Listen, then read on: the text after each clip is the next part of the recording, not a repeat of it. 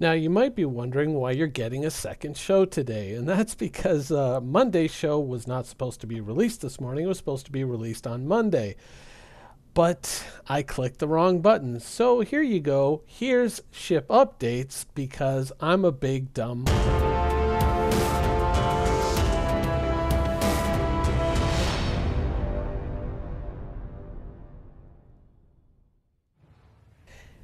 And here we go. So, first bit of news.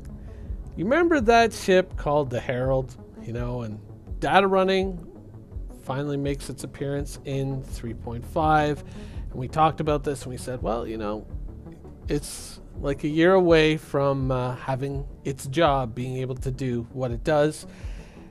Well, it's going to be a little bit longer because data running has been pushed into 3.6. So, yeah, Herald owners, of which I am a member of that group. Yeah, that's not the greatest news, but one ship versus the entirety of the game. So yeah, that sucks, but hopefully when it gets here, it will benefit from a lot of the systems that are coming in the interim, and it will be that much better for it. Fingers crossed. Now, overall, there weren't really any ship updates. There was just basically project updates over the week, discussions about the 600i, which we, of course, have already dealt with, and, its interiors, and there was no real specific ship update to a lot of ships, but there was an overall update to all the ships, which is changes to the flight system. Chris Roberts was talking about that on Reverse the Verse today, and I absolutely, heavily, highly, 100%ly recommend you watch that episode because, he drops a lot of information and talks about the overall flight characteristics affecting a lot of the ships. Now, I'm not going to pretend to be any kind of an expert on the flight systems in the game or the ship handling, whatnot. I would think that probably Citizen Gamer is probably the better guy to go to for that type of information. Honestly, to me, from what I pulled from what Chris Roberts was saying, is that the ships themselves, they're a little bit bland, they're a little bit uniform. It's really not so much a contest of different ships with different types of performance. Ships are very samey right now, especially a lot of the small ships, a lot of the fighters. They don't really differ all that greatly in performance. They don't really have their own personalities, so it's kind of who can bring the most guns to bear wins. So it's not exactly the greatest system right now. I wonder, with the changes that he is, of course, pursuing, how that is going to affect the overall performance of the game. Now, that's something that I have been extremely cautious about, the overall flight handling and the characteristics of the ships. I just literally, I was going to make an episode for Monday, but no, you got it today, where I was talking about having a certain variability in my fleet depending on how things all shook out within the game, and this is, one of the reasons why I have that, why I have buyback tokens on several different fighters so that I can kind of mesh into the fighter that best matches my play style, my skill level, so on and so forth. And overall, I think it's a good thing moving to a more nuanced system, moving to a more complex system.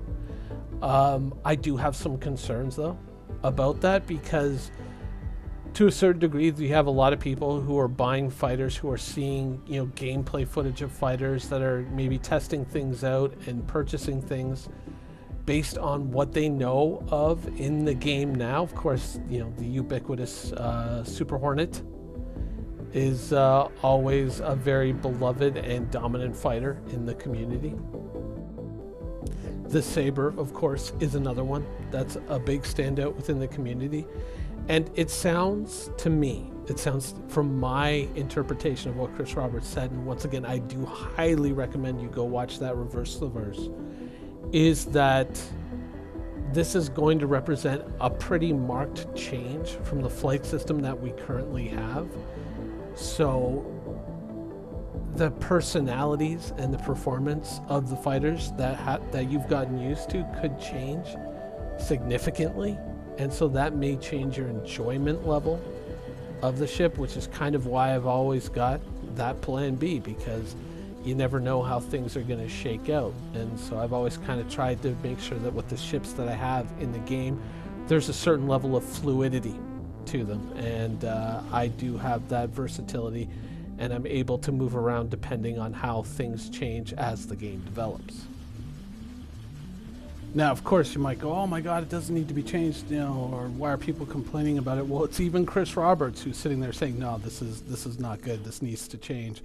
So obviously there's a very big push behind that. Also, one of the things that he was once again pushing was turret combat not being quite where it needs to be, and it seems that that is something that the community very much agrees with. So with so many ships so dependent on turrets, obviously that is something that's going to take a lot of attention, and so even the turret gameplay that you see now is something that is going to evolve into the future as the game develops. So if you're looking at it right now and you're saying, oh my God, this sucks, that's it, that's the end of the game, no, there is still a ways to go. This is not where they want it to be. Now, additionally, we also found out that the 3.3 release is intended to coincide with CitizenCon, so it's not going to be the end of September like we all hoped.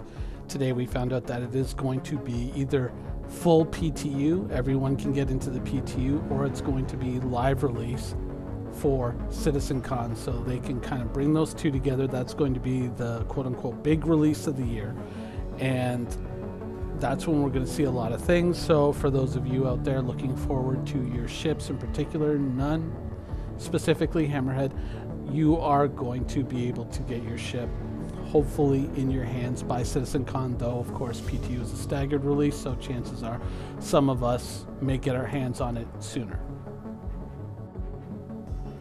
So with that, of course, you know, there were no real big specific ship updates this week. I mean, really, it was just to talk about the 600 on Monday was really the only major thing, but the rest of it was just the general ship updates that I've given you, the things that affect all ships.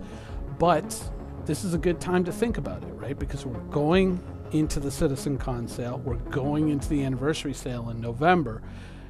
So this is a good time to kind of sit there, look at what you've got in your hangar, and maybe even, you know, just explore options of maybe melting, moving things around. What are other possibilities? What are other roads you may want to travel down? Just so that you kind of have a game plan in case the ship that you're flying right now doesn't end up being the same ship 6, 7, 8 months down the road and ends up significantly changed. It's always good to have a plan B. Apart from that, that's all I really got for you today. That's 2 episodes in one day, and I'm calling it right now.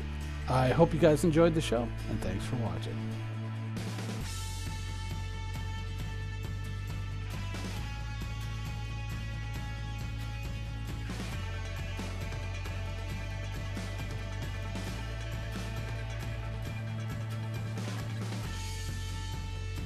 Thank you for watching. So if you want to keep up with the latest and greatest in Star Citizen and Squadron 42's development, please follow us on our social media channels. See you soon.